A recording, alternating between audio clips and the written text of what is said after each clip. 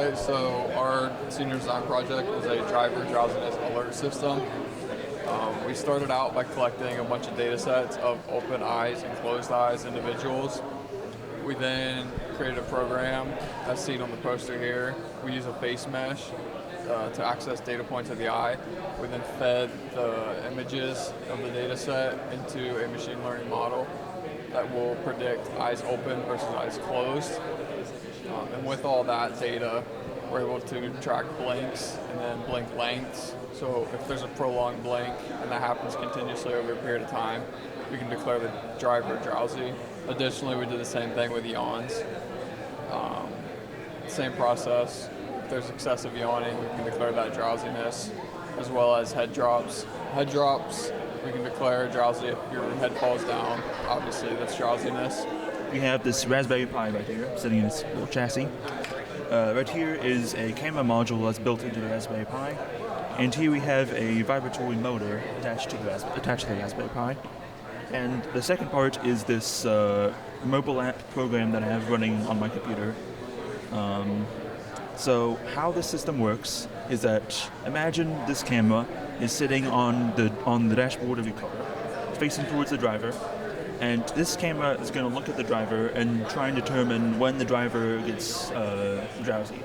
Whether that be by how many times they blinked over a course of a minute, how many times they've slumped their heads, or stuff like that. So,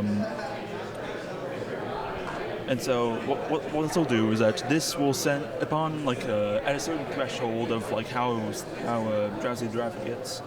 This Raspberry Pi will send a signal to our database, which will be read by the mobile app, and the mobile app will then recognize that the driver gets drowsy and display that on the screen for the driver to know, as well as that it will also cause this motor to vibrate, which will vibrate the steering wheel of the car and will try and wake up the driver that way. The mobile app is designed mainly for the driver's convenience of just having a way to store all of their past information about how sleepy they were during previous drives and stuff like that. So this is our system. This is what we've done. Overall, it works pretty well, and we're happy with how everything turned out. We mainly built a system for all drivers in mind, but especially truck drivers who have to go on, very, very long drives, sometimes 10, 12, 14 hours in a row.